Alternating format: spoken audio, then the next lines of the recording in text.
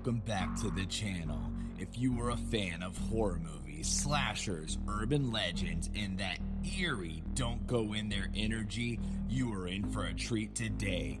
I'm your host, and today we are diving into a brand new horror movie that's about to hit the screen. It's called Scissors, directed by Harry Sparks, and it looks like a bloody love letter to slasher flicks from the 70s and 80s. Whether you are here because you love indie horror, killer costumes, or just want to know what this movie is all about, I've got you covered. Let's break it down. First off, let's talk about the plot. Scissors follows a college student named Courtney and her tight-knit group of influencer friends. Now, they are not just hanging out for fun. They are working on a horror movie based on urban legend. You know, one of those stories that everyone's heard but no one's sure is real? Classic setup for something terrifying to go wrong. Because they've got an early start filming the next morning, they decide to crash overnight in this creepy run-down house. Yeah, because that's always a great idea. No phones, no neighbors, just flickering lights and spooky vibes. But here's the twist. Someone puts on the killer's costume from their film, and it's not just for fun.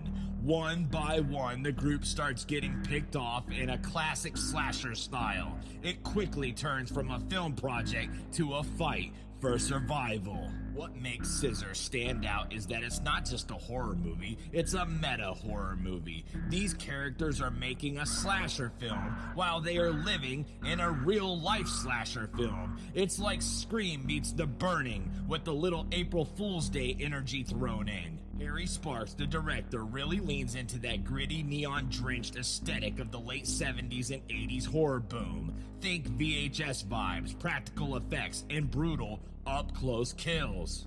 There's even a rumor that the killer's weapon, you guessed it, a huge pair of scissors, is based on an actual urban legend. How cool is that? It's also playing with that influencer angle, which is so current. These aren't your average camp counselors or babysitters. These are online personalities used to curating their lives for the internet, and suddenly they are dealing with something so bad they can't filter or edit it away. So far, the casting looks very tight. Courtney is played by an up-and-coming actress who's already building buzz on the indie horror scene, and her chemistry with the rest of the cast really sells the friend group dynamic. You believe they've known each other for years, which makes it hurt when the scissors come out. Director Harry Sparks is no stranger to indie horror either. He said in interviews that Scissors is a personal project, blending his love for old school horror with today's social media obsessed culture.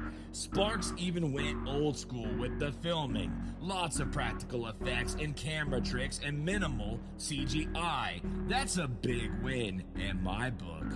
And let's not forget the location. This isn't just any haunted house. The house they filmed in has a history of its own, with local legends attached to it. There are rumors the crew even experienced weird things during production. Talk about method acting, right?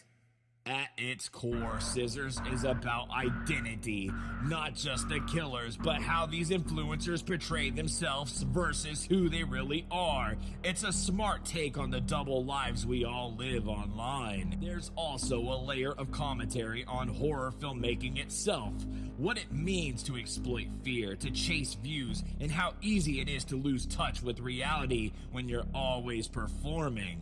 But don't worry, this movie isn't just a think piece, it's a full-on horror, suspenseful chases, intense kills, and that creepy paranoia of not knowing who to trust. If you are a slasher fan, you're going to feel right at home here. It's bloody, it's stylish, and it's got that slow burn tension that explodes in the final act. So, should Scissors be on your must-watch list? If you love slasher throwbacks, creepy houses, urban legends, and that mix of old-school gore with modern storytelling, then absolutely yes.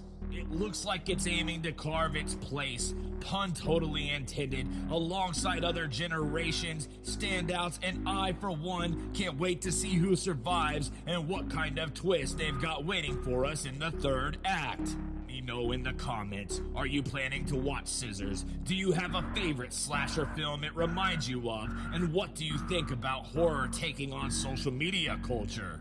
As well, I don't want any of you to forget to like, subscribe, and hit that notification bell if you want more horror breakdowns, previews, and deep dives. Thanks for hanging out with Scream Scene TV. And remember, always check behind the curtain. You never know who might be holding the scissors.